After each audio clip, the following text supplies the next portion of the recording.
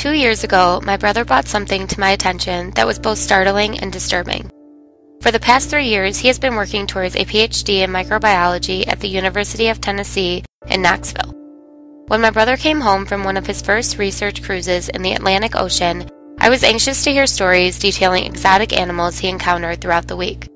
Instead, what most astounded him in the middle of the Atlantic Ocean had little to do with living creatures. He was taken aback by the amount of floating plastic waste that he encountered. The waste greatly outnumbered all the animals he saw in an ecosystem uninhabited by humans. Most of the waste products we dispose of are biodegradable. Some take a relatively short amount of time, like cardboard, while metal takes a longer period of time to break down. Despite varying rates, the environment is still able to completely break them down into natural elements. On my brother's scientific research cruise, all waste products were thrown overboard. However, plastic is not allowed to be thrown overboard because it is not biodegradable. It is one of the only materials that breaks down into smaller pieces but never completely goes away. It just gets smaller and smaller while emitting chemicals as it continues to break down. Because of this, plastic is becoming a toxic threat to the world's food chain. Fish and other small organisms consume these plastics. For example, what is floating in this image?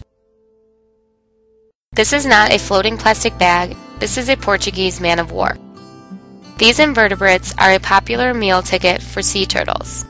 Oftentimes, animals are unable to distinguish organic from inorganic substances before they ingest them. While these toxins make their way to humans, they are destroying the ecosystem. Oceans cover just over 70% of the Earth. So you ask, what's the big deal if some garbage is floating throughout it? If plastic waste was spread out evenly in our vast oceans, it would not be a large concern. However, ocean currents create a whirlpool effect, bringing large amounts of debris into concentrated areas. It is likely that in the past you have created a perfect example of this. Have you ever made a whirlpool in a swimming pool? After creating a current by circling the outside of the pool, all of the toys and floating objects end up in the middle. The same thing happens in the ocean, but in a much larger scale. These vortexes, like the Great Pacific Garbage Patch, contain exceptionally high levels of plastic particles in the water.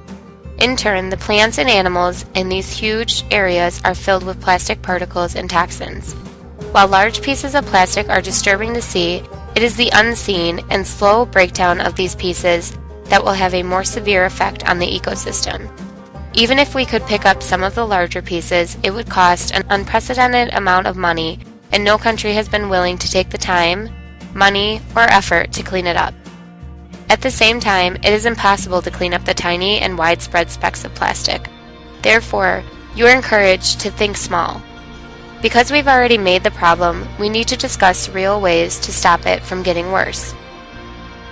Nature has a way of correcting the errors of humanity, so now we must give it a chance to right our wrongs by not adding more plastic waste. We cannot waste time worrying about the mess we've already made. Instead, we must focus on how to not make matters worse. This is a call for change. Start small. Be mindful in your consumption of plastic. When we think small, we make great strides. Worldwide, it has been recognized that plastic is detrimental to our environment and to our civilization. In the past, China was well known for having lax environmental protection standards, but even they have taken steps to outlaw and reduce the use of plastic bags. If we follow in suit by not using plastic shopping bags, we can help relegate this problem. This is a serious issue that depends on everyone carrying their own weight. The citizens of the United States are amongst the highest consumers of plastic materials. Call on your town officials and work to institute programs that will promote the reduced use of plastic bags. In San Francisco, there is a surcharge on plastic bags which promotes awareness and provides incentives for consumers to reduce plastic use. Every time you use plastic, take a second to think if there is a better option. And remember, think small.